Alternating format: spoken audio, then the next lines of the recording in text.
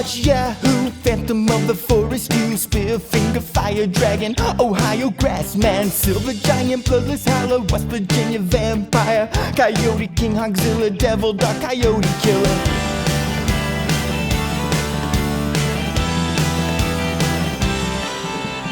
Cave creature, Mothman, Smoke Wolf, Lizard Demon, Ashman, Grafton Monster, Cow-killing Bastard, Shadow Creature, Dustman, Cherokee, Death Cat, Wild Man, Great Fire Rape. What else do I have to say? Steal yourself some chicken wire, and I'll get some lumber. Catch the Thunder Brothers. Don't you dare get out of the golf cart. We can keep our big seats while we hunt the big feet. Snarly Gastro Team, Red Island Bear Beast, Silver Giant, Squalling Savage, Black Wolf was kind of average, Stone Giant, Raven Mocker, Midnight Whistler, Wampus Beast, Wawa Woman, Ohio Grassman again. Technically Huckleberry Wolfman or Wolf County, need to find the X again if we hunt the Lightning Man. Webster's Werewolf, Daily Howl, Kentucky Hellhound, Little Girl, Headless Horror, I can't take it anymore. Steal yourself some chicken wire, and I'll get some lumber. Catch the Thunder Brothers. Don't you dare get out of the golf cart. We can keep our big seats while we hunt the big feet. This here's BIGFEETS, the Mountain Monsters watch-along podcast that entertains as much as it educates. Hopefully we're inspiring a new generation of Bigfootists here. I'm the Hog Demon of Pike County, Robert Rockway. And I'm the lusciously fat Sean Baby. And I am respected and award-winning author Jason Pargin. You're trapped in this podcast. We're not letting you out. If you have not been watching Mountain Monsters along with us, for one thing, that is such a deranged thing to do, to only listen to this. Again, this show is called Mountain Monsters. It is on HBO Max or just Max if you have it.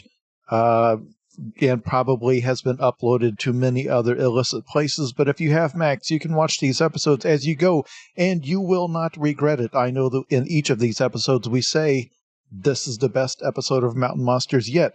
We always mean it. Always. These people... They up their game every time. Yes. They're pros, experts, artists. And I realize to someone who has never seen an episode of Mountain Monsters, it may not be clear why we have dedicated our entire lives to following this show. Just watch one episode. You will see. It's a Bigfoot hunting show. Within the first few minutes, you will realize it is so much more. I heard somebody said it added to Roku, to the Roku channel. That's the first free one. So if you don't have or want to pay for a Max subscription, go look it up on Roku. Watch the show. There's some debate as to whether or not this 9th season truly is going to happen. You can make it happen. You can be the difference you want to see in the world, and it needs you. It needs you to live. I mean, I assume that the cast of Mountain Monsters is on strike along with the rest of the Screen Actors Guild, and they probably are making some fairly huge contract demands, but they're worth it. These people are writing and producing, and I think building a lot of the sets themselves. They do it all. They would have to. Their work has to encompass 5 or 6 different unions. Yeah, the Chupacabra hunting union. Wild Bill he loves to work. He's I saw him in some local theater. He's doing local theater just to keep the acting bug alive. Have we looked up if he was really a Marine? This is the thing. I was going to actually mention this later today, but we might as well get into it now because this show has no set format. For one thing, on IMDb, Wild Bill is not listed as one of the performers. There's a person on there called William Neff. If you click on it, it's a different actor. It's not this guy. It's someone so IMDb does not have that linked to him. Also, Buck, real name Jacob Lowe, has another acting credit on IMDb. Now, again, is this just another IMDb error? IMDb actually is really buggy. There's on any kind of a lesser known show, it's not reliable in any way. So is there just another real actor with that same name, or has Buck done other acting work? But anyway, it's something that I would like to investigate, but I don't want to feel like a stalker because I have too much respect for these men. He was a reenactor In a true crime documentary? As far as I understand it, because it's a true crime documentary with a lot of credits of people playing other characters. There, I bet we could figure out that crime. That's a real demographic choice they've made with their reenactment. I bet we can narrow that one down with some police work. Start in an erotic thriller. Before we get into it, surely there's not anything anyone wants to plug on this podcast. If I have done the math right on this episode, my new book is now out when this episode airs. It is out in the world, called Zoe is Too Drunk for This Dystopia. It's a sci-fi novel as part of an award-winning series of novels starring the same character. So, yes, that is how I paid the bills. That, and also I have 300,000 followers on TikTok under the username Jason K. Pargin. I'm gonna go ahead and plug my favorite podcast, BIGFEETS. That's the one we're doing right now. The show we're doing right now. Listen to this podcast. But more importantly, this is a few episodes into the show, a few episodes under our belts. We need to keep kind of word of mouth going. Tell somebody, tell your friends, tell a teacher. leave a review on Apple. Maybe helps the most just because it's the most visible. But honestly, anywhere you do that, tell folks about us, or we will tell them about you. A hillbilly X-Files reality cryptid monster hunting show. Really, it's hillbilly monster improv, and but they're slowly inventing all the rules of improv independently, episode by episode, and breaking them. I mean, they're really refining them, seeing how far they can stretch. Nobody told them that improv exists. They think they're inventing it as they go. They hunt all sorts of creatures, mostly, but not, as we will see this episode, entirely Bigfeets. Always in their own backyard because they have to have real jobs. So this has to be something they can drive to on a weekend. Our cast is Trapper. He's the leader, not the trapper. Huckleberry is Bigfoot security. Buck, the rookie or the caller or the husky ninja. They have not found a good place for him yet. Jeff is our hillbilly holler research scientist. Willie is our trapper, not trapper. And Wild Bill, they call him a tracker. He's literally never tracked anything. I mean, he might have some tracks. Jesus. but where he's mostly there to fall out of trees. I'm not kidding. That's his job. He falls out of trees and he's so good at it. I shouldn't say good at it. He's really good at getting up a tree. It seems crazy he never learned how to get out of it. Does not have the dismount. I think we're watching him invent getting out of a tree in real time every episode, and it's not going well. I'd say the fact that he's still alive means he's 10 out of 10 at it, because it feels like he can't fuck it up harder than he does every single time, and yet he's got to be, God, he could be anywhere from 35 to 80 years old. And it'd be a rough 35, shape. But if anybody has a rough 35, it's got to be Wild Bill. I think he's a Highlander because... Yeah. That's the only reason he's alive, when mostly what he does is run and attack things with chainsaws, including himself. There's no way he's alive without some sort of mystical intervention. We are talking about Mountain Monsters Season 1, Episode 7, Kentucky Hellhound of Pike County. And as we will try and probably forget to do, we're going to look up the monster, Kentucky Hellhound. Plenty of stuff on Hellhounds. Plenty of stuff on Kentucky. Kentucky's real. I've heard of that. Put the two together. No, there's not a hellhound in Kentucky. That's fucking stupid. Why would there be? That's right. They have made up a cryptid for this episode, and these are my favorites. And listeners, you're going to find out very quickly why these episodes are my favorites. And again, if this is your first time to Bigfeets, these men are going to go into the woods and with zero prior planning are going to improvise a hunt for a creature that does not exist. They are going to be attacked by it and are going to narrowly miss catching it, or at least that's what has happened in 6 out of 6 prior episodes of Mountain Monsters. So the stakes have gotten higher because they are on a little bit of a losing streak. A little bit. Just a little bit. Also, they... just every episode so far, except for the one where they got 3 dogs. Wait, that's still a losing streak. They weren't looking to get 3 more dogs. They have changed the intro a little bit. And I don't know if there was like a break in production after the first 6 episodes or what, but they changed it and added some voiceover to clarify that this show is not about these men assassinating cryptids every week, but to identify and explain in the actual show, they will not obey what the voiceover says. They will continue each week to set out to murder these creatures for zero cause or justified reason.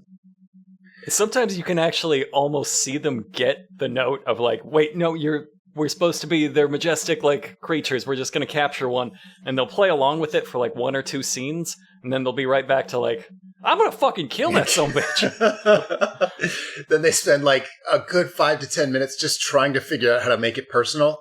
Like they seem to know that they shouldn't just want to kill a hellhound. They have to like personally need a reason to do it. And they just never quite get there.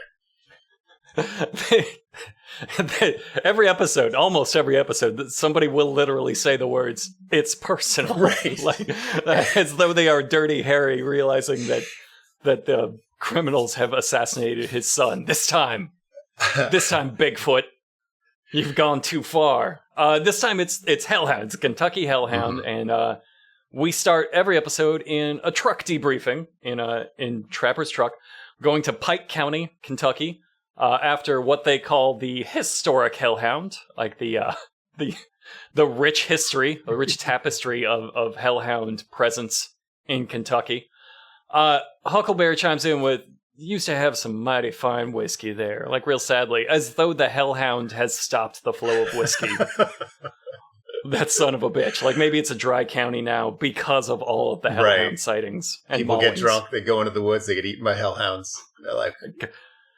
We Such can't hunt the whiskey. Hellhound. He's too majestic and too deadly. The only thing we can do is stop the flow of whiskey. I like this as character building for Huckleberry because his job isn't really anything. Security is nothing. And then he kind of just maybe says little joke things, their version of jokes. And so here he's like, I'm the drunk one. I really want to drink that whiskey. I heard the word Kentucky and now I have a 5-minute like nostalgic look back on my times in Kentucky drinking whiskey. I like what that. I like to call my whiskey period. Now, Jeff, our researcher, has to note here, he says, now, something unusual about this critter, he's blue.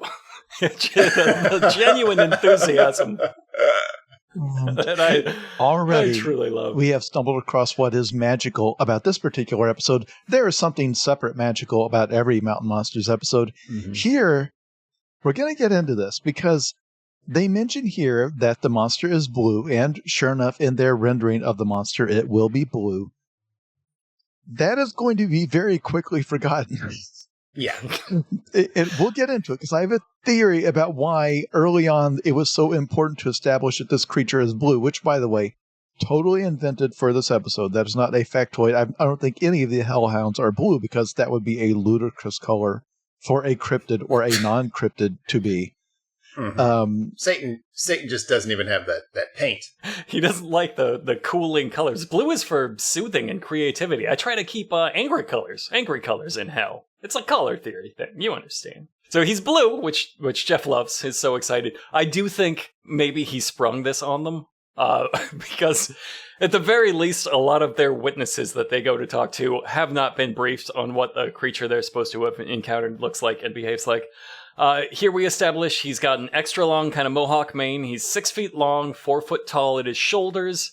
He's nocturnal, and as they say, he's killing down there. He's killing. He's going into barns. They don't say he's actually killed anybody. Right. They're very careful not to say that. But they got another note, because again, we have pointed out that in the previous episodes, they do not establish that the creatures are nocturnal. They always do their hunts at night and their investigations at night, and the witnesses always see the creatures during the day. So finally they've said, oh yeah, this one hunts at night. That's why we exclusively hunt in the nighttime. It's true. Episode by episode, you can see them get the notes of the stuff we pointed out in the first episode of like, why are you doing it this way? And then one episode they'll get like, hey, maybe there can be some sort of threat instead of like it exists and you want to kill it. And they're like, okay. And they're just feeling that out because they're talking about how it's going into buildings now. And that's like a big step, they say. Like, this is huge. Like, it is losing its fear of men, which I feel like it's funny that a hellhound is being kept at bay by that alone. Just like, anyway. It's a hellhound. It's like... These guys will teach it fear. That's, I guess, what the theme of the show is. Like, it learned fear and is forgetting it. We're getting soft. We're getting this nanny state. Too soft to fend off hellhounds anymore. Fucking thanks, Obama. So Jeff says, back in 1939, moonshiners reported sightings, and so many sightings, in fact, they issued a $200 bounty. But somebody tried to claim it. Somebody killed one and brought in the carcass, but they couldn't recognize it. And then with, again, such boundless enthusiasm and earnestness, he turns to them and says, so that $200 bounty exists today.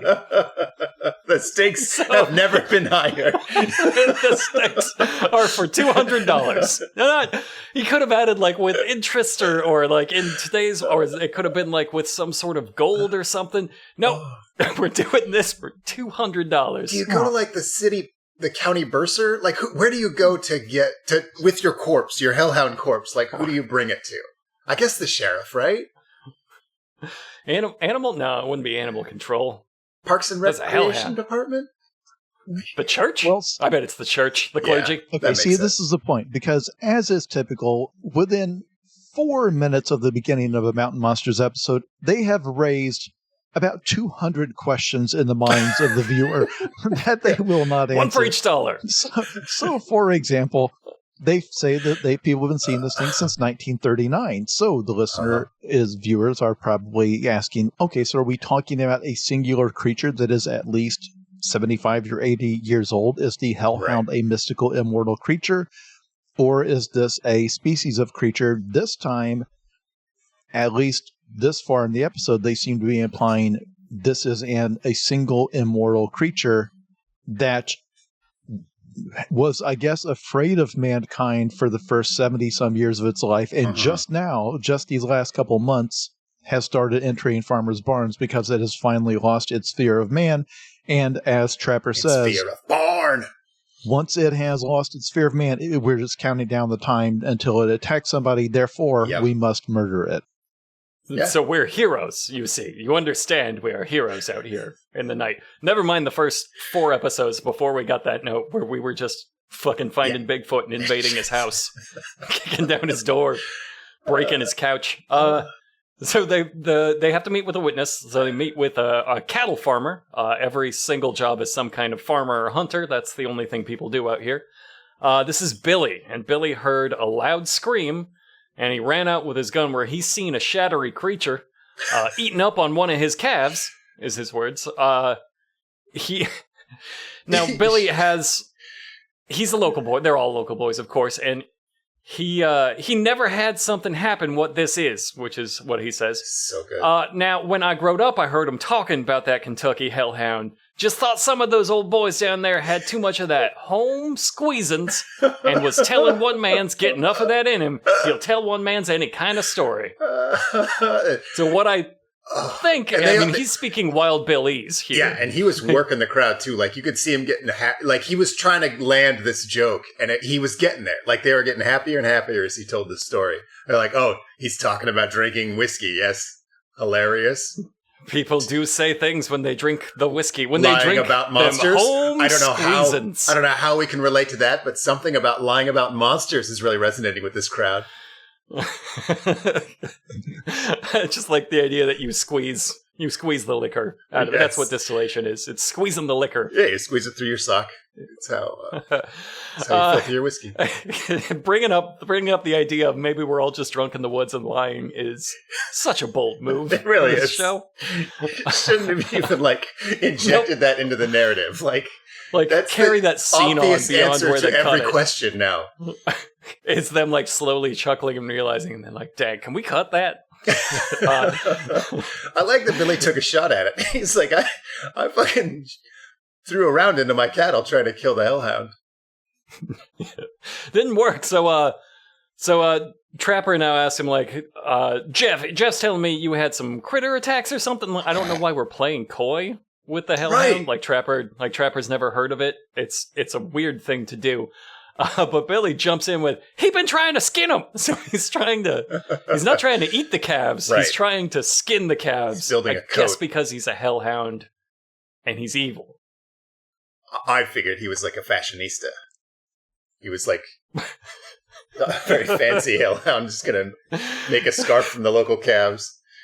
It's gotta go with his blue coat. It's of fashion course. season for the hellhound. Yeah. And speaking of his blue coat, poor Jeff is going to try to prompt this witness to say that the creature is blue, and he won't. I don't think that's what I'm saying. I don't think whoever briefed him in the very hasty process of slipping him $20 at a gas station to walk out to this field told him that he was supposed to be blue. I cannot emphasize enough for the audience. This creature is not a known cryptid. This is invented out of whole cloth for this episode. That means that the witnesses they interview they fed them what to say. Right. And Jeff, having already established that this creature is blue, tries to prompt this guy. And this show do not do second takes. That's something that's clear. They do not redo things. No matter how bad it fucks them. Yeah, probably because they're shooting all of this on film, probably. Maybe that's why. It's all on 35 millimeter. They could not... preserve the atmosphere of cinema. So the guy's just like, no, it's just dark, just kind of dark in color. And you can see the disappointment on Jeff's face. Like, Jesus Christ. Like the one thing, because the whole reason you establish its blue color is to separate it from you having seen a dog or a coyote. Right. That's the entire reason. That's the same thing why in previous episodes their eyes always lit up red. It's to separate, it was dark, I saw a shape. Then you say, well, I saw its patented glowing red eyes. Like, okay, that's the whatever. Here, they needed the guy to say the thing was blue. And what an episode to not bring the red eye thing in. Like, it is on their CGI rendering. It has, like, glowing evil red eyes. Yeah, but the Hellhound is is the first episode you hold back? Like, on the glowing red... We gotta dial this one back. It's getting a little unrealistic. I think what happened here is that they can understand this guy's dialect of hillbilly, but they can't speak it. So when they're talking to him, they're like, how is it what the creature was for blue? Like, they're trying to talk like him, but they're just like, they have the syntax all wrong. And they needed Wild Bill. That's his role. Yeah. That's the translator to Deep Hillbilly, to the Deep Wood Hillbilly. the folk what haven't been contacted yet. The uncontacted Aboriginal tribes of America. So this guy heard blue. He's like, I ain't going to buy a blowjob from you fellers. I just want to talk about the dog what attacked my cattle. Did you mean Blur? Did you mean to say Blur? Because he was Blur. He was Blur. Billy says he was 400 or 500 pound, and he was too fast, couldn't even catch him in my four-wheeler. And at that, all of the Ames crew makes an unhappy noise together, as though like, yep, that's us out. If we can't take those golf carts, this hunt is over. Yep. They're all just like, oh. I just thought that was like a unit of measurement you use in the woods. You're just like, a thing is X four-wheelers fast. I think it's how they assess whether or not they're the right people for this job. And if you say it's faster than a side-by-side, they're like, well, I got somebody you can call. It's not us. This is a little bit of foreshadowing. They, multiple times in this episode, are going to decide that this creature's distinctive feature is its speed. But the way they're going to establish how fast it is that it can always outrun a member of their team on foot. I am not being mean when I say the top speed of these gentlemen is 2 miles an hour, except for Wild Bill, of course. I mean, they are waddling back and forth like a water balloon going down the stairs. It's just... I mean, some of them are on the heavy side, of course. It's just that the average age of this crew is like 57. Yeah. Like these are some very... The weight 57. Problem, the age. It's also rough terrain. It's always dark. They're carrying too many guns. There's a lot of reasons for the slow speed. I'm just saying. So my favorite thing, maybe in this episode, happens next, and it's small, is Billy says... very regretfully, my cow's just never been the same since it happened. And then on cue, there is nervous mooing. Oh, I fucking love that. The second, never been the same since it happened. And then we turn around, and a cow is sauntering up to join the conversation And they all, that's one turn and assess its body language until they unanimously decide, yep, he's nervous. I disagree. It seemed like such a pleasant cow walking up to say hi. It just wanted into the conversation. It was witness testimony from the cow, is what they got. They got expert testimony from the cow. God damn it. I love that decision. Whoever made that decision is king of the show. I really love Jeff when he takes notes, because this guy's talking about dark fur, and like he seems sort of disappointed, as Jason mentioned. But then he's like, he jumped on the back of my calf, and Jeff's like, jumped on the back of the calf. And then his pencil goes down. I just thought that was something about him writing down something no reasonable person would ever forget, but also completely useless since so they're all making it up. It's just so funny to me. It's such theater. It's such theater of taking notes by someone who like didn't go to third grade. It's just like a stick figure of a cow with like a little scratch on his back. Like, I got it. So Billy, that's apparently their like their identifying trait is that the hellhound in the process of trying to skin these cows starts at the back, unlike coyotes, which would start at the leg. This springs on top of them and likes to eat back first. That's how you can tell it's not a big coyote. Yeah, it's very evil. They hate it. They hate it. It's worse somehow than eating it leg first. And Billy brings over an actual calf with a patch of skin ripped off. And my question here is, do you think that somebody did makeup effects on a cow, or do you think they met somebody with a fucked up cow and built the whole episode around it? That is what happened, the second thing. That's where this witness came from, is he had a calf. It looks to me like, because where the skin has been, it's very uniform. It to me looks like there was either some sort of a skin infection or maybe it got burned somehow. Yeah. I'm not a cow doctor, but I'd say this was a photosensitization, which is a liver disease with symptoms that look a lot like this.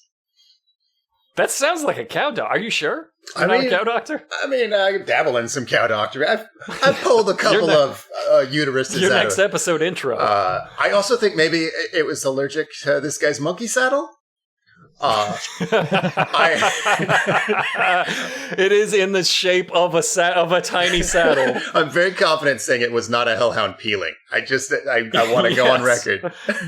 So I love that the backstory that implies, like when they found those coyote carcasses, or possibly just one for the other the devil dog episode, they just find like a weird thing and are like, let's do an episode about, and then it starts from there. And here I think we've identified it.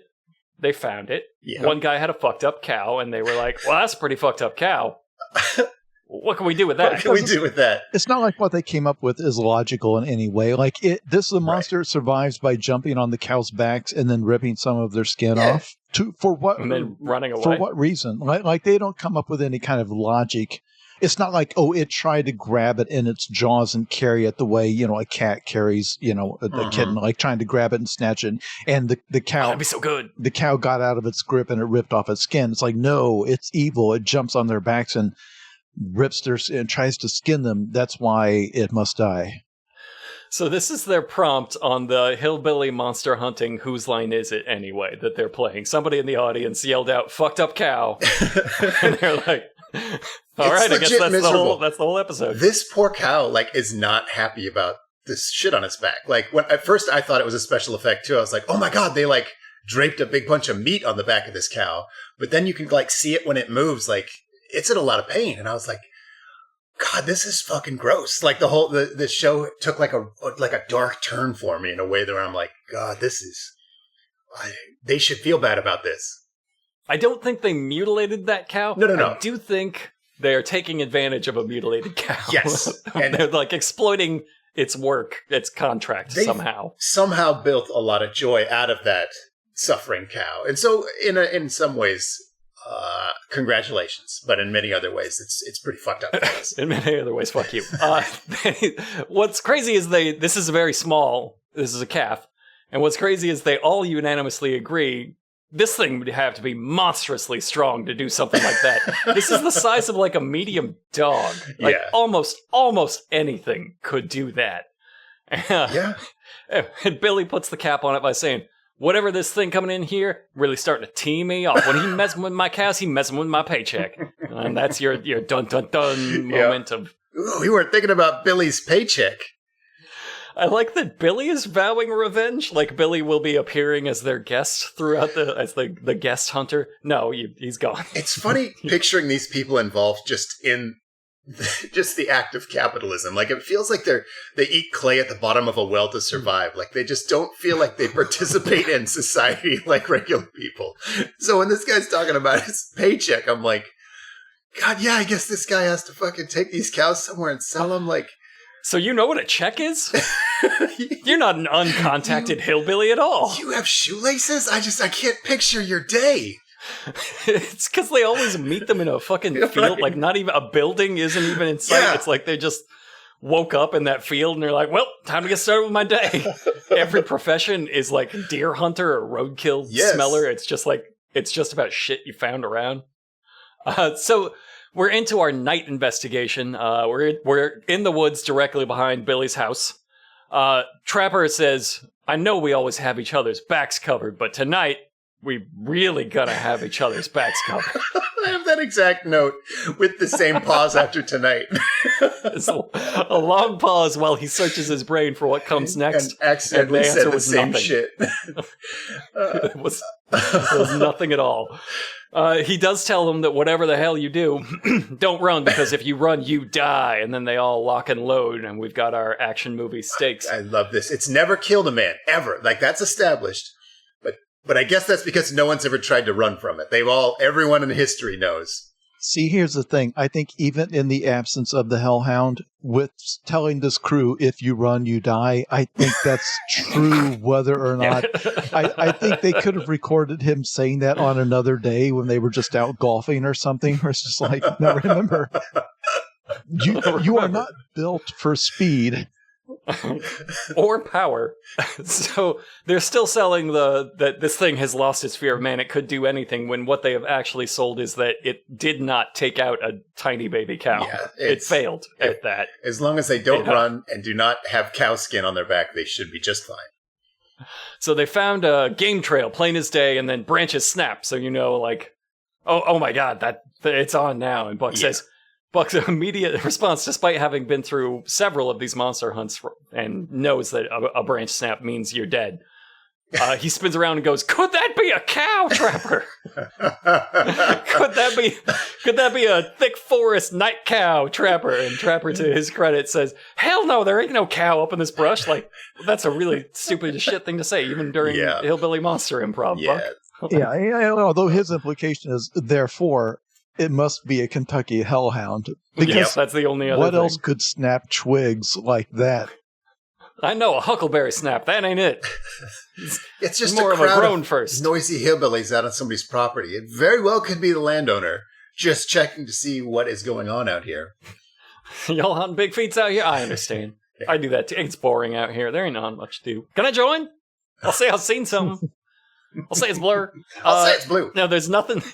There's nothing on thermal, so they're panicking. That's when you know they're really panicking, is when they can't see anything, even though they know it's all right there. And then the cameraman zooms in so that you can be sure it's not right there. I did love that, how they're all looking right at it. They're like, we are looking at the Hellhound. The camera, for once, is looking in the exact same direction, and nothing, absolutely nothing. I'm starting to think that maybe there's this is like a multiverse thing. They've all been sort of cursed. And it's a soy sauce thing, is what it is. Soy sauce thing. Is that how they say the multiverse? No, that's from Jason's books. They've taken the drug and now they can see. Oh, of course. Through across the multiverse into this dark dimension, or they're just really bad at lying. And for once, the cameraman wasn't fast enough to not point at the monster, so it's pointing at the monster this time. Right. And Huckleberry very levelly says, "This thing's an ambush attack animal predator," and we'll continue to pronounce it as ambush. Ambush. It's an ambush, is what he's trying to say, but ambush, and it so could be hunting us. He's right. As much as we're hunting it.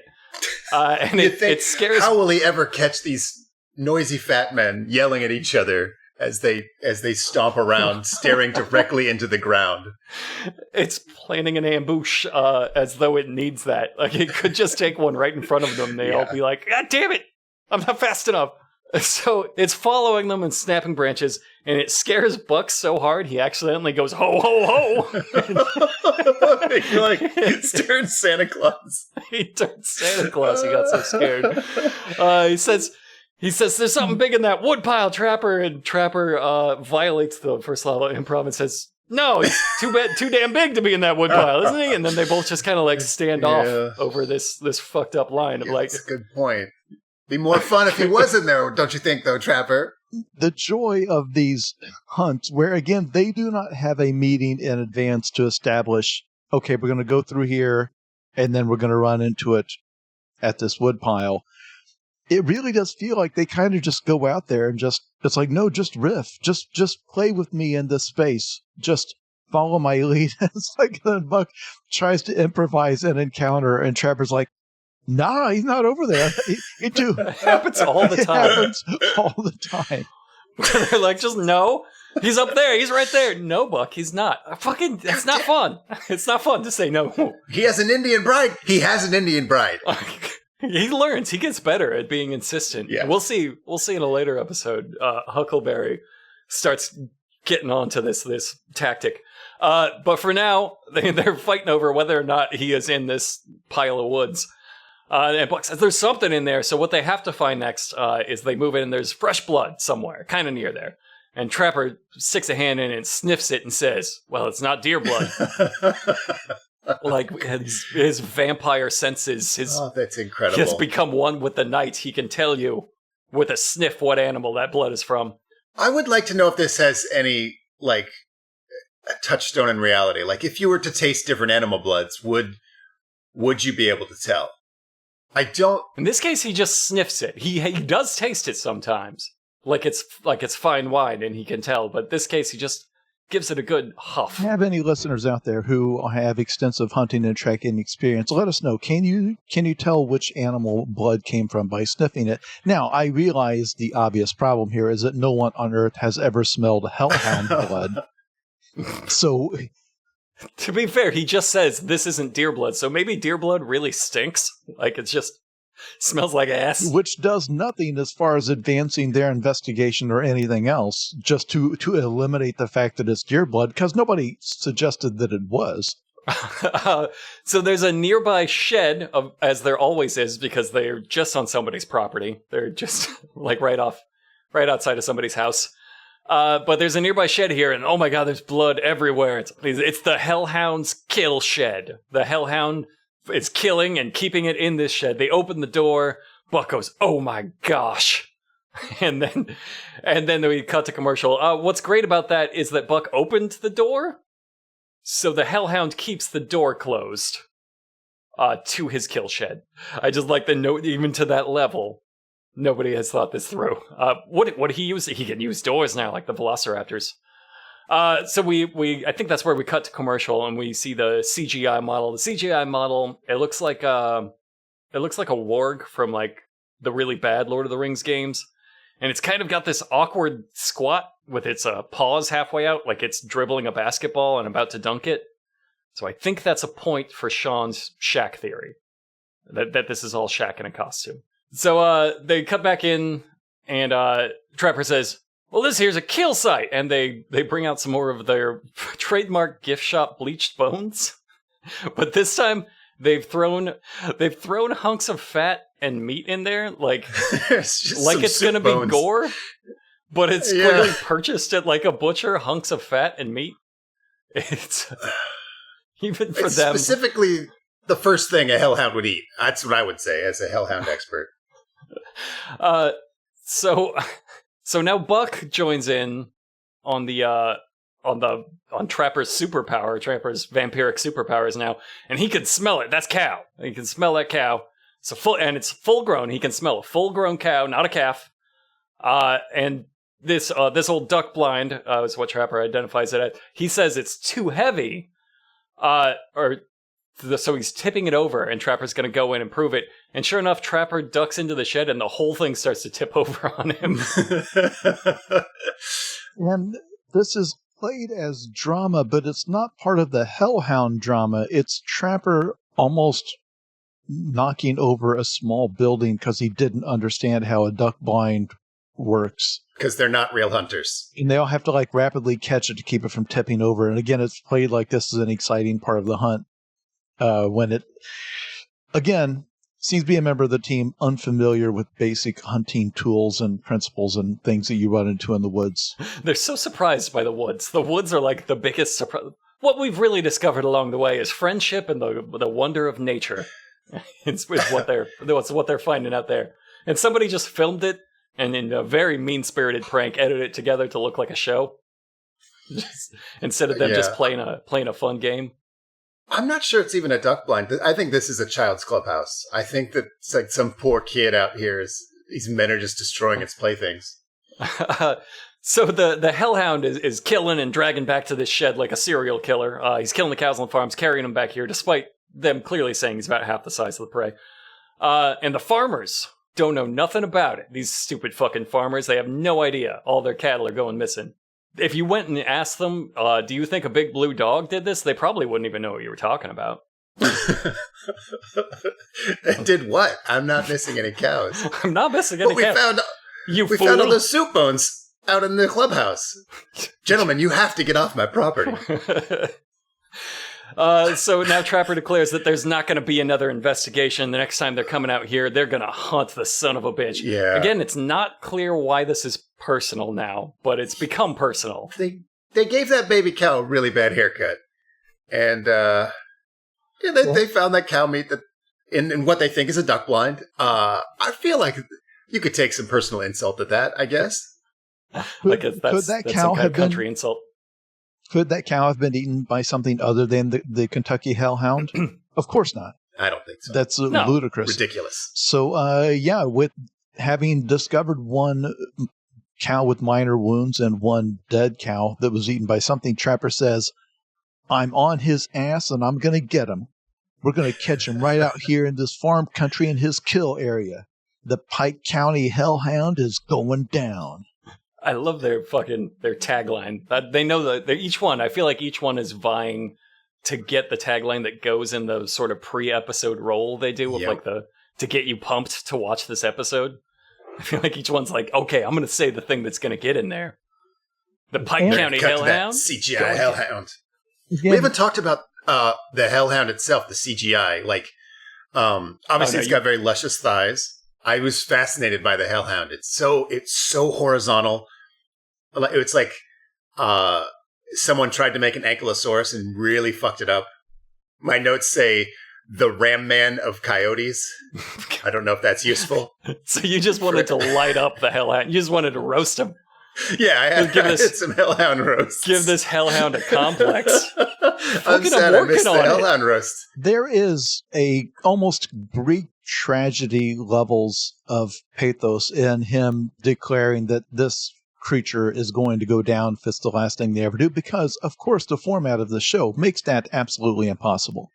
Right. It will be the last thing you ever do, is what you have promised. Almost symbolic in the way that each episode they have to have the bravado of saying, because again, could easily be fixed by them just declaring, well, our job is to scare away this creature from these people's cattle, and if we can, to get documented footage of it. They never do that. It's like, no.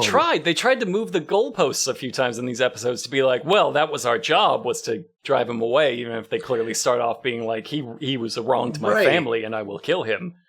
They were trying to move the goalposts. Right, like, the way they set it up, it ends up being more like a coping mechanism than like a goal. Like, they could say we're going to scare it off, but they're like, we're going to fucking kill that thing to get revenge for this insult.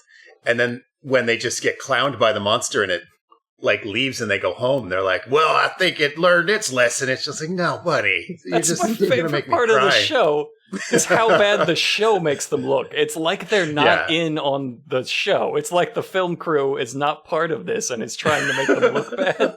It looks so bad. It is like the gods have locked them in a cycle of torment for some poetic reason having to do with their hubris or something. All right, so the next day, we have our funky trap building music, which can only mean that it's Wild Bill and Willie's Crackhead Trap Shack that we're checking into. So Willie is building a cage out of cheap to free supplies, by which I mean stolen. Wild Bill pulls up in his car, which is a silver SUV with the badge blurred, just because they didn't want to sponsor this episode or appear in it, like they're a witness. And Willie makes it's his fun of him. mother-in-law's car. Well, we find that out because Willie puts him on blast, like Sean just blasted that Hellhound. Willie digs into Wild Bill. It's just an SUV, and it's got a little fuzzy dice on the mirror, and he's like, "Is that your grandma's car?" And Bill's like, "No, it's my mother-in-law's." And Willie says, "That's not the bear tracking machine you was talking about," as though Wild Bill was bragging about having some bitchin' car. And Wild Bill's like, no, that ain't it. And he's got this real petulant attitude, like maybe that was it, and he's now ashamed. Yep, he had to make this cover story up. Wild Bill seems genuinely uncomfortable with the roasting of this vehicle. He and wants to move on. And I think he didn't know the camera was going to be there or something. There's some backstory here. I think he just thought that car was perfectly fine because it's just a silver SUV.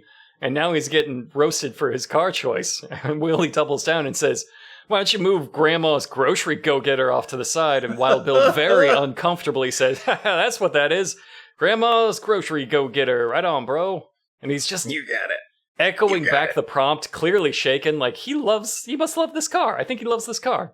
He is grasping for this sort of like antiquated masculinity that he doesn't quite seem to understand. Like he's like, here's what a man does. He takes a lot of meth and climbs a tree. And it's like he doesn't, it's not like, Wait, no, that's a squirrel. I'm thinking of squirrels. Understands fully. So here he is in a car that he like never occurred to him this might be a grandma's car. And then he finds out and he's like, fuck, it's not mine. It's not my car. It's not my, like it's just a desperate, I don't know. I drive a cool car, by which I mean a horse? What do we men? What do men think are cool cars? And I fuck them. I fuck them up. I don't understand Wild Bill. Oh, we don't? Yeah, not a real. Ha, funny man joke. He cannot be understood. He's a fucking enigma. Yeah. They're cutting down bamboo for this trap. Because it's the smallest and lightest of all natural materials, so the Hellhound will not be able to break out of it. Nope. Oh, I went on Amazon and did the math on what it would take to build something like this. Just a couple $100, and it would be about 700 to 800 pounds, which is, it does not feel, that doesn't seem heavy enough to trap a Hellhound. Again, no. as the local Hellhound expert, I just feel like you need a sturdier wood. He also had another reason for using bamboo. Yes, they did. Which is that bamboo, he says, has no smell. And the Hellhound has an excellent sense of smell, something that no one has mentioned at any point. And that he figures, well, it won't be able to smell the trap if it's made out of bamboo. He won't recognize that it's a trap if he can't smell trap, is the implication. Like, trap has a smell. Because this is bamboo, it doesn't have that trap smell. The Hellhound will fall for it. This is, of course, completely insane on every level. Because it's Willie. Willie's, like, backdoor stealth mania is something else when he starts trying to, like, okay, I'm going to explain the logic of this. And then he just spins off an alternate world where physics do not behave like our own. I love his fucking logic.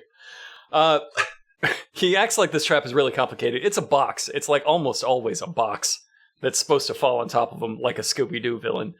And as they're chainsawing and macheteing down the trees, Wild Bill stands up to Crow and goes, "Bamboo! Woo-hoo!" as though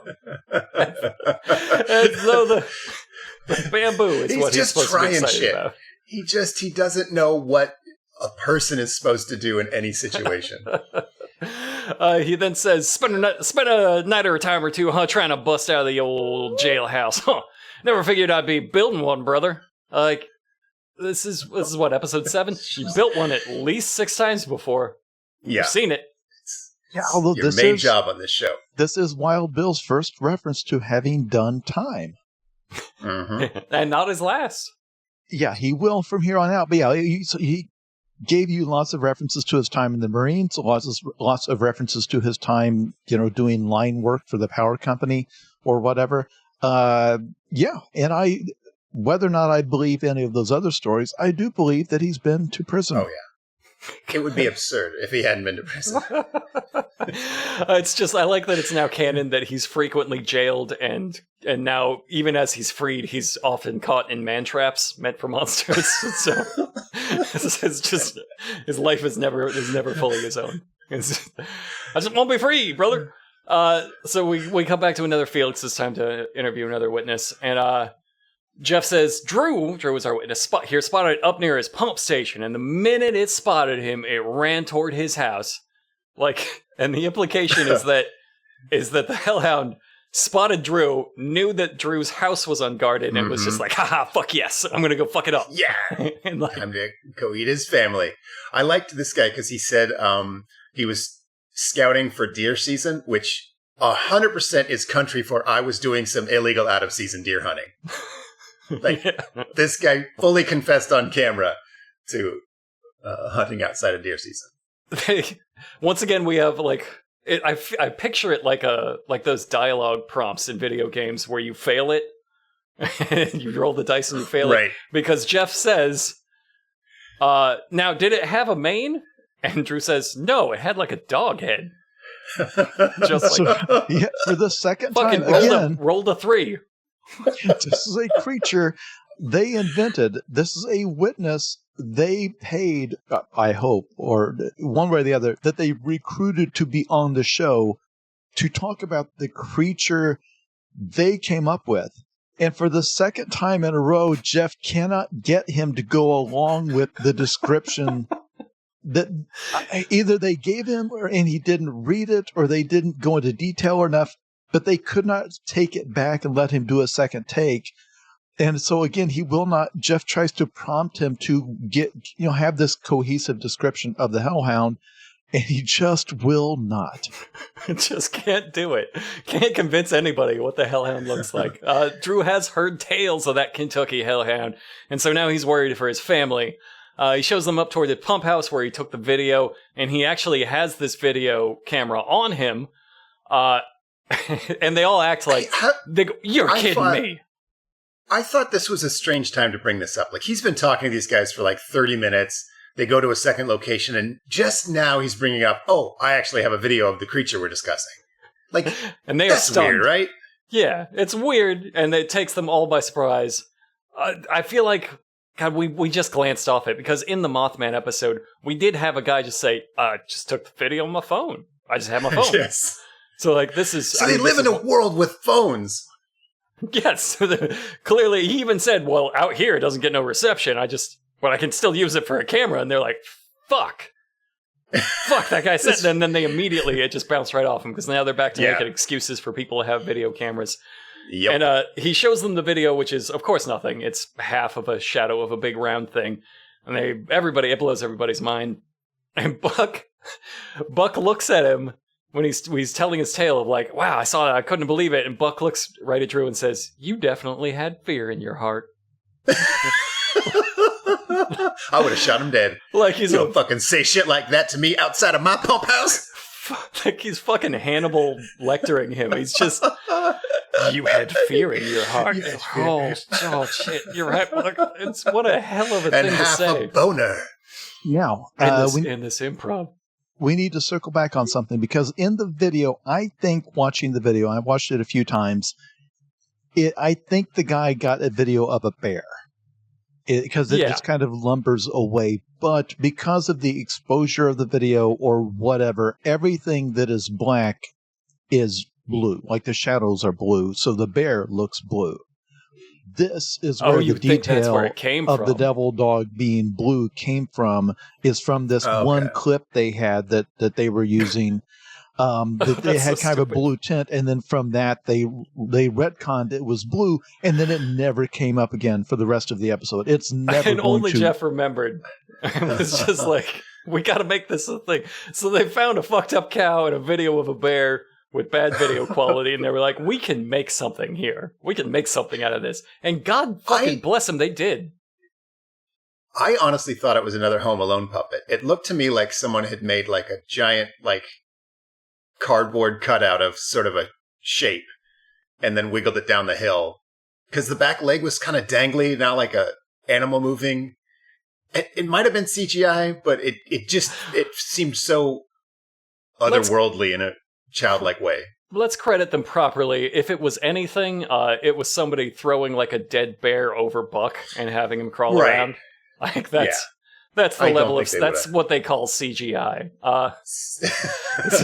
So Trapper says digital effects in the show, because when they do the infrared, the few times the infrared tries to show something that's like a creature and not like a dog, I think they are adding it, although it also could just be somebody standing out there and holding their body in such a way that it makes it into the right shaped blob. So, I think they found somebody that needed a few bucks and was like, oh, hold your foot out. That's it. No, that's all you had to do. Like, this is the weirdest $5 I ever made, but all right. So Trapper can't I'll believe take it back. It is not the weirdest $5. I got a story about that. $5. Not for telling right now. Not amongst children. Not amongst television. But Trapper can't believe this guy survived this encounter, and he says word for word, "You're damn one lucky damn man." I love when Trapper gets excited. He just starts stringing together repeating words. So they're gonna. Long story short, what we've established is we are going to set the traps up near this cornfield. Because this thing wants to kill Drew's child somehow. Like, it just knows that Drew's child in particular tastes really good. They decided it's going to come back there for no reason whatsoever, but the decision to locate the trap there later on is going to pay off in the funniest visual, not only in this show's history, which again, it keeps escalating, but one of the funniest things I've ever seen in any TV show, but we'll get to it. Yeah, it's incredible. So they're back in the cornfields. Willie has made his big box. So now it's Wild Bill's one and only time to shine. It's tree climbing time. They have to see if the tree is strong enough. And Wild Bill says, now this here tree is absolutely dead and will fall over. And then he runs right up it. He runs right up it after proclaiming his tree expertise. Because he's a Marine. He countered that first. Yeah, he's a Marine. He's like, the tree is dead, but I am a Marine. And those two things cancel each other out. So I am a tree expert. I climb these for a living. This is going to kill me, but I'm a Marine and I can't disobey orders from a Willie or higher. Willie rank or higher. And then it, of course, cuts to him climbing the tree, wrestling with the density of its fresh green leaves. He just can't get past them on this dead tree. So up top, he gets up to the top, and then he starts slashing wildly at branches with his machete, and he starts shit-talking the branches. He starts saying, how do you like me now? Get you some of that. That's what I'm talking about. Huh? Just fucking shit, lighting up the tree while he's slashing it. I'm pretty sure, due to the fiction of the show, he's not even supposed to be slashing anything up there. He just ran up a tree and started whipping out a blade. I think when Wild Bill's in a certain mood, you just send him up a tree to kill the tree. Like, that's the only way they can burn off that energy. He says that, well, that here's 50, 60 feet in the air. It's like 20 feet tops. You can see it. We can see you up there. Yeah, just because it feels like 50, 60 feet. I know. So Willie's up in his own tree. He gets a distant look in his eyes, and there's a weird musical sting. And then we cut to nothing in the forest, and he says, I see something. I see something out there in the corner of the field, rustling in a bush. He says it like Huckleberry said ambush. Yeah. Suspicious. Do they maybe not want to embarrass Huckleberry? Did they cut and Huckleberry's like, I said that's so fucking dumb. You guys, can you say it like that for me? Or is this a regional accent? Because I've never heard that in my life. I prefer bush, so I'm happy they're doing it. I like that they actually spot the Hellhound while hanging its trap. This might be the fastest they've ever encountered the creature. Even faster, it might be the faster they kill it, because Wild Bill, no sooner does he hear a bush is rustling, than he grabs a machete and just runs at it head on. By the way, there is a shot of the bush, and it is a crew member laying on the ground just shaking the bush with its hand. Yeah, no question. It's not moving like an animal brushed past it, and it's still it's like just a guy shaking it. That's why. So Willie says he's just thrashing the hell out of that bush, implying that the Hellhound is over there shaking the bush. with its paw. Up there, just like got it in his jaws and like, I'm fucking killing this bush, just like Wild Bill kills the tree. It was just inspired. This is, I think, the show. I say, don't bother with the trap. Just give Wild Bill a cavalry sword. Just send him into the bush. Send him in there and see what he gets up to. Because his run, he's trying to dead sprint across a cornfield, and his run is so funny. He's doing this like hurdle hop with his legs splaying out to the side, like just a berserker newborn foal.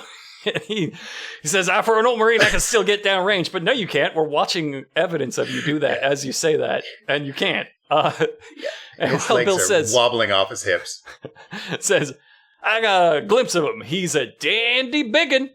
He can move, but he can put her down the old canyon, let me tell you. It's just crazy that while they're building a trap for this unlikely thing, they see it and give chase to it and almost stab it to death. It's just, these guys are so lucky. Well, also, the creature is nocturnal, as you mentioned earlier, and this is the middle of the day. So, yeah, kind of weird that it was even up and around, but, and shaking bushes. It's even weirder because their logic is they can't work at night because it's nocturnal after spotting it just now during the day. But now they can't work at night, so they have to take off. Another thing I like about Wild Bill is that you kind of can't tell if he knows he's making the story up. Like, he must, obviously. He probably knows he did not see a hellhound, but, like, I feel like he'd try to kill you if you said, I don't believe you. Like, he believes this. As soon as it comes out of his mouth, he's like, that's what happened. I don't know. I think that's what I like about it. It's like the George Costanza thing. It's not a lie if you believe it. And I think he really believes it. In a constant state of tricking himself. Yes. Just outsmarting himself. So it's time for a new witness, Stu. Stu has also had an encounter. Now, he says he was out scouting out some scrapings, which sounds like something. Genuinely don't know what that means. No guess. Corn scrapings? Like the bits that fall off the corn, and he was hoping to make like scraping stew out of it. That's why they call him stew, scraping stew. The crows took off, and he saw it like plow through the cornfield. So he wants to sell that visual of the monster plowing through the cornfield, but you can't see it. This encounter was also not at night, by the way. And then he leaped across the service road, and now this is a big deal. Somehow that he can jump really high. They've already established it likes to jump on cows' backs, but they really spend a long time selling this. And he trampled himself a little corn path, and Trapper found its print. He says it's 8 inches across, like it's bigger than any other print they've seen. It is a fucking Godzilla print. I think the prop guy overdid it. This is it's absurd. It's kind of every other one they've ever done, though. It's just like I guess they got out there with a big fucking cookie cutter with a coffee can and just stamped it into the ground. And I think it's just because they're selling it like it's a Bigfoot print. Like maybe they got that crossed. Like maybe it's supposed to be a dog. Stu was concerned for his home and safety too. Now we've established. I think we're using him to establish that like it's okay. It's okay to hunt this hellhound. Well, here's the thing. They asked Stu, the farmer, they're trying to prompt him, like, well, how scary you'll know this thing and how close it is to your home. Like, and his exact quote, I'm a little concerned about it. Jeff rolled a 3 again. I got a -2 charisma modifier. I'm doing my best. Wild Bill is pumped to kill it. Like, this creature's crime is, at this point, mostly curiosity. Like, it has tasted a bit of cowback. It had some soup out in the duck blind. But for the most part, it hasn't done anything. I just want to remind everybody. It's one of their more innocent creatures, the Hellhound. Like, they forgot to sell the menace of the Hellhound. Yeah.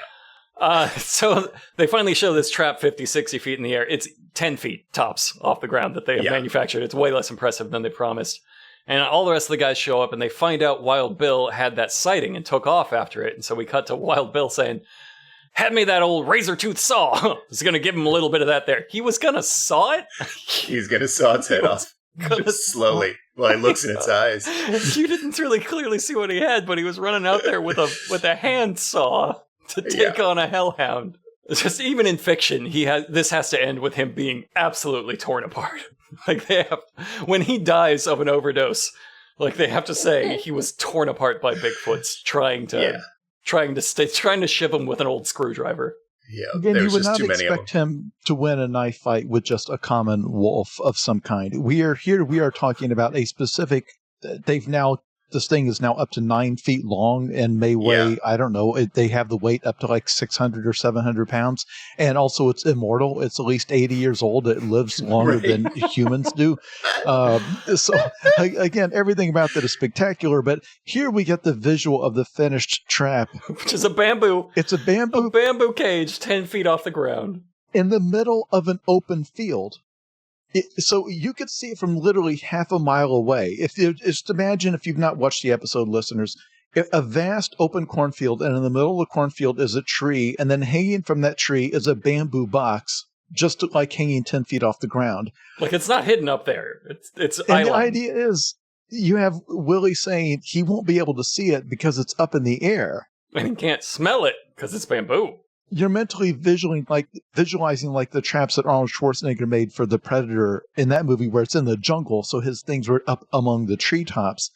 Only this thing's in the middle of an open field. It's the most visible object for miles around. Doesn't occur to any of them. So one of Buck's new jobs for the next couple episodes is to trigger the trap and look really unhappy doing it. So Willie says, all I need is one guy to set it off, and I nominate Buck. And he looks so miserable. And they do. They set it off, and the box falls around him. I guess because it looks funniest when they trap Buck. And they do. They trap Buck, so they will all feast for a winter off of this. Huckleberry says another completely insane thing that I don't think is anything. He says, that trap worked great. Slicker than snot on a doorknob. Yeah. Don't think that's a thing. Maybe this is how you, like, make your neighbor sick out in the country. You, like, blow your nose on their door. It's like a old country revenge. The old Kentucky handshake, we call To it. test if this bamboo trap, which again is made of bamboo tied together with rope, if it could hold the immortal 500-pound plus Kentucky Hellhound, they're going to see if Buck can break out of it. By? Asking him to run into the walls of it, and he is going to very gently walk over and hit it with his shoulder, and the entire trap will shake and shift under just that amount of force. He clearly could lift it up and get himself out of there if he really, really wanted to. Now, a fourth grader could bash through this. For the few listeners, he grabs it with both hands before he, like, completes his smashing. Like, it's more gentle than you imagine. It's not someone just delicately shoulder bashing it. It's like someone, like, I don't know. He doesn't want to break it. He's trying trying not to break it. But to encourage him, Huckleberry, he tries it once, and Huckleberry says, come on now, Buck, put your ass into it. And Trapper joins in and says, get a little ass into it, Buck. I think you've changed the tone of that encouragement by rephrasing it as get a little ass into it. His little run up and shove almost takes the trap apart, and you can see it. And Wild Bill says, you can take a bulldozer to her, huh? She'll stand up. Old Buck went up into her full bore, didn't even budge it. And I love the faith in Buck that implies. Like, Wild Bill looks up to him so much. He's so strong. Without getting mean-spirited, we'll move on from that. So it's time for the final night hunt. We always split up here because it ups the stakes. Jeff, Wild Bill, and Buck are on one team. Trapper, Willie, and Huckleberry are on the other. It's the same plan every time. They form a two-team pincher movement and try to push him through the cornfields into their trap, which I wrote this down just on my first round of note-taking before I'd seen it. Said, oh, they're going to get lost in the cornfields. Just keep that in mind because something's coming up. If you are new to the show, listeners are going to, again, question, because they did bait the trap. They put a hog shoulder in there. We are not going to bring up the thing like what's to stop some other animal from going after it and triggering the trap. It's just part of Mountain Monsters lore that only the cryptid will go for this bait for reasons they will never address. We know he's making a soup. It's his favorite ingredient. Stews down real good. The question of baiting a trap and then, again, letting the monster's hunger bring it to the trap versus their plan, which is to flush it out and panic it and drive it toward the trap, which here, there's no bottleneck. It's not like there's something to funnel it toward that cage. The logic, once again, is we're going to chase this thing and come in on both sides and terrify it so much that it's going to go running away. and then it will run through the cornfield. And for some reason, I guess it figures, well, I'm going to just grab this hog shoulder on the way through. A snack. While I'm like in Mario, like you've got to stop and get the mushroom on the fly because it's like, well, I'm going to need this later. I think it's like how when you're out running a marathon and somebody holds out like a cheesesteak for you to get you that good protein energy. Oh, hell yeah. You got to just pick that cheesesteak up and mow it, and then you can finish and then a bamboo cube falls around you. He's so scared of him, he's like, I'm going to need that hog shoulder energy to get away from these guys. Mm-hmm. It's a good plan. So Team A hears something, there's dogs barking. They all have shotguns in what we have already established is somebody's farm. It's just a bunch of people's farms. So this is already, if this was real, this would be resulting in a pedestrian death, for sure. B Team finds an old building, which they think the Hellhound is like, I guess, living in? I don't know. Every time they find a building, they're like, that's the Hellhounds! Yeah, if they find a building, the Hellhound is either there or has been there. Willie climbs on top of it to shine his light down on the cornfield and spot for him. They spot it, it's headed towards the other team, which is always how it goes. And Wild Bill once again runs off like somebody threw a ball in the field and just gonna get murdered. Like, what the hell? You skipped over a thing I really loved when they first heard a noise. And on this show, whenever they hear a noise, it's the monster they're looking for. It can't be anything else. And they heard it, and one guy goes, "What's that?" Which I think is very funny because like it gives away the game so bad. Like, why would you pretend it's anything other than the Hellhound unless someone was faking a Hellhound and you're trying to make it seem like someone wasn't faking a Hellhound? I don't know. It's just a thing they do every episode that cracks me up. Where it'll be like, "Roar, I am the Hellhound," and then someone on the team will be like, guys, something funny's going on. We get the growl from their scary sound effects CDs that somebody bought. From the B-side of a Halloween record, yes. But they didn't bother to get like a canine type sound, like a howl or something that's more dog-like. It's just the same standard growl that they use for everything else. Just a slide whistle, like when a clown's pants drop. If you put the needle down in the wrong spot, they're not going to be able to edit that out. They'll have to be like, "Oh, it's the call of the slide whistling foot." Wait, there is a whistle foot. That's what happened. We'll get you, Clownfoot. So they ask Bill what happened. It's personal now, Clownfoot. Sorry. So somebody has the audacity to ask Bill what happened, and they get exactly what they deserve, which is so bad that the subtitles kick out. And what I think he says here is, "He come cross that little old road right there. He can roll backside. I don't know where he went." That's what I transcribed. The subtitles say "speaks indistinctly" in parentheses. They give up. I'm giving it a shot. I don't know what that means, but I think I can Arrival style pick out words and backwards engineer Deep Hillbilly from this, and like maybe I could speak it. My subtitle said brackets speaks meth in brackets. Brackets methly.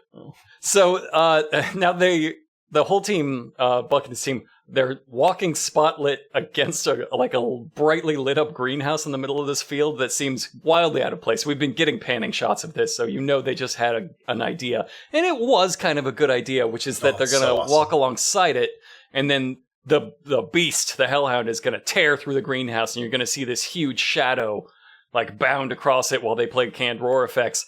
It's a great idea. The execution leaves something to desire because you can just see it's like a boxer. Like, you can see the shape of the shadow. It's a dog they had run across the spotlight to create the shadow up, but still they set up a shot. This is the first time in the episode, it's episode 7, this first time in the series they have actually faked the appearance of a sighting. There's lots and lots of pointing into the darkness and I saw it. And you've had blobs show up on infrared.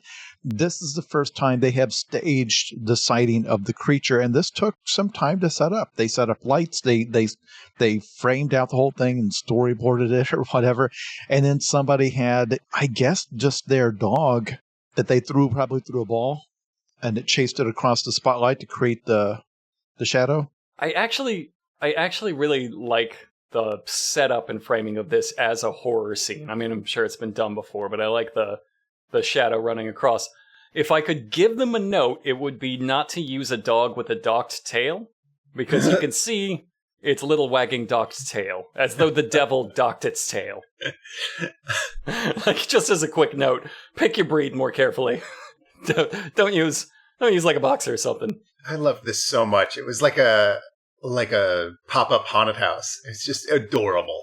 It is really, it's heartwarming. So they went towards the cornfield, and they all go after it, yelling, "Let's go to the cornfield!" And like, if this was a game and not being filmed, it sounds like a lot of fun. Yeah. Yeah, someone shouts, "To the corn!" To the corn! And it's so boyish and like cute.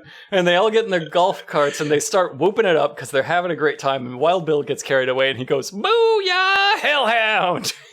it's battle cry. God, they are so sure they've got him. They're in full pursuit. So they found his trail where he went in, and they all run in single file. Not a great hunting technique. God, they walk through each other's line of fire so much, it drives me crazy.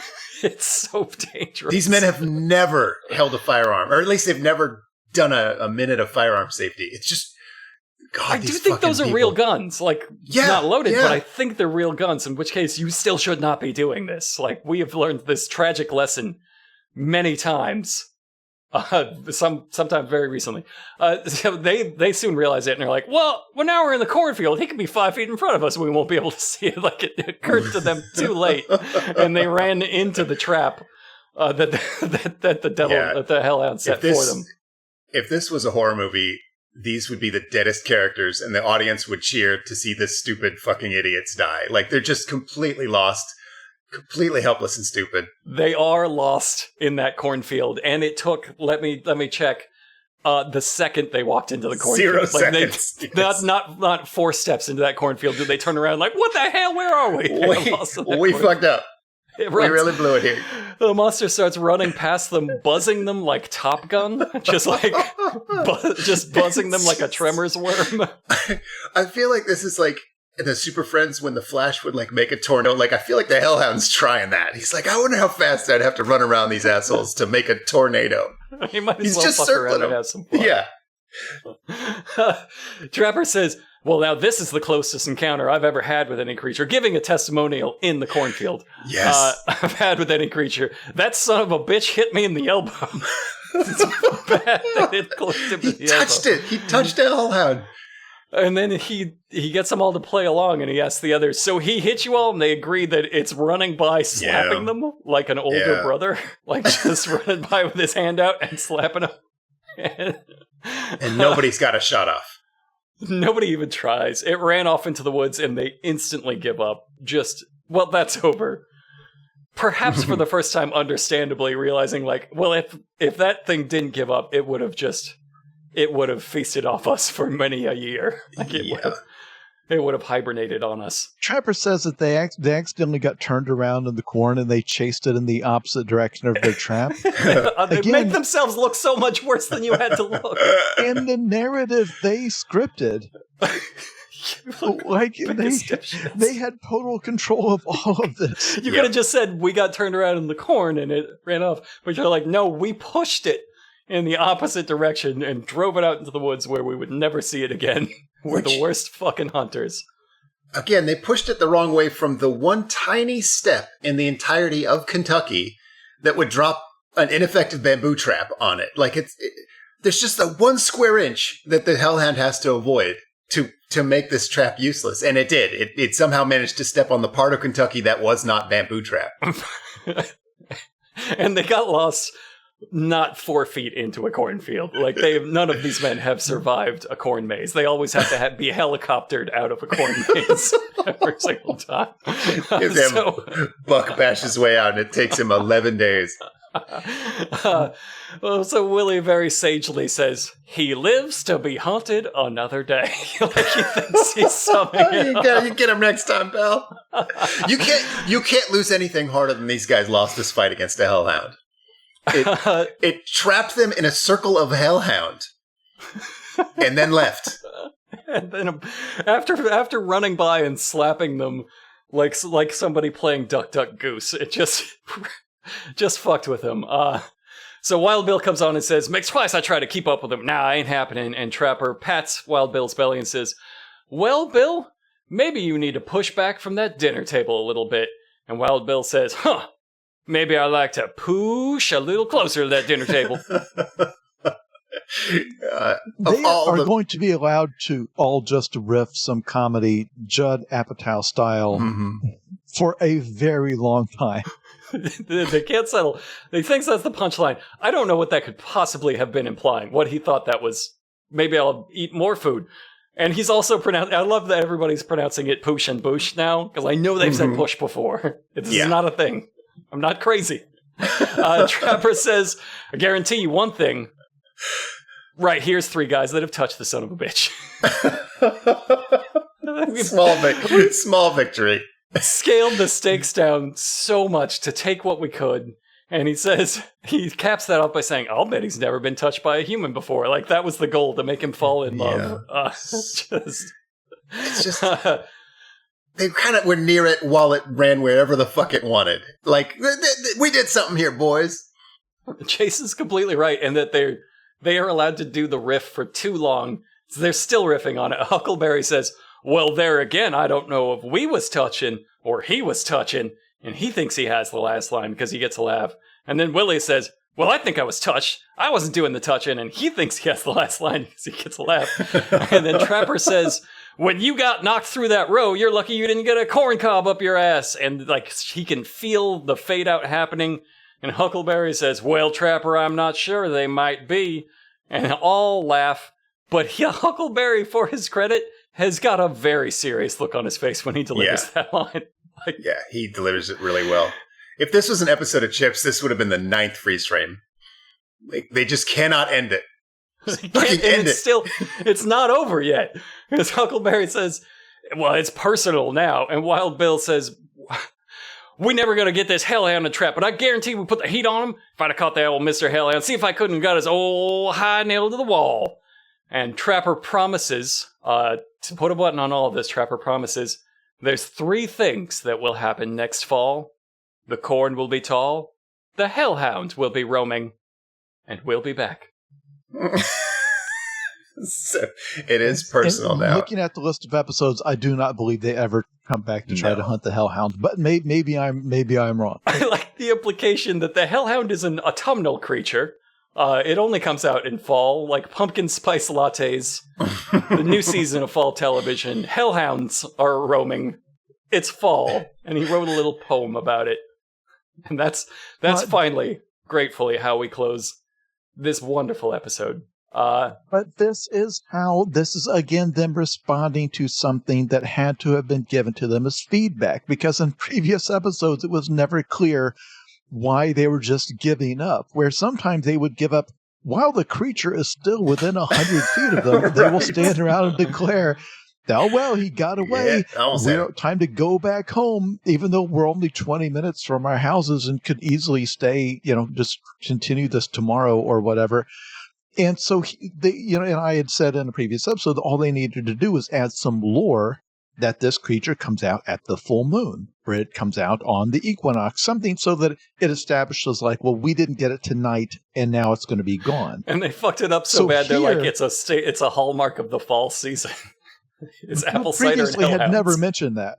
There's no previous reference. It's only after they got clowned so badly by the creature they invented that does not exist. Why did they got clowned by their own imagination so hard that they had to retcon, like, well, as we all know, next fall it'll be back. Like, I remember being a little kid and making up games for like G.I. Joes and stuff. I don't think I ever lost one. Yeah. I think I was able to imagine a scenario in which I won. But they're not. Even in their wildest dreams, they're getting fucking dunked on by hellhounds. Yeah. So what's our favorite quote of the episode? How about Sean? Oh, ambush. No question. Ambush. Let me go find the full thing. Ambush, attack, animal predator. I love that they all just played with that. They're like, we're running. That's our running gag. Jason, what's yours? When Wild Bill charges off into the woods, one of the 6 times he did that in this episode with his shotgun, he screams, "Come and get you some of this right in the face." Like any true hunter, he is looking to shoot his prey in the face. In the face. And he is looking to scream his battle cry at his prey. Like every time he runs out there during deer season, he's like, "Get you some deer!" And then he starts running at it with a hacksaw. Do you think Wild Bill has all these things taxidermied at his home? Just all these like deer and moose with no faces? Like just these mangled to shit. I don't often get a deer, but let me tell you, when I get them, I'll really get them. I think my favorite quote of this episode is, "Get a little ass into it, Buck."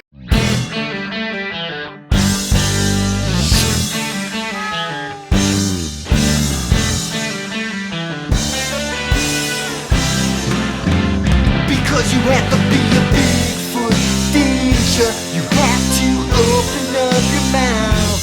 You had to be a Bigfoot, didn't you? All your friends were so knocked out. You had to have the last word last night. You know what everything's about. You had to have the white hot spotlight. You had to be a Bigfoot last night. Whoa, whoa.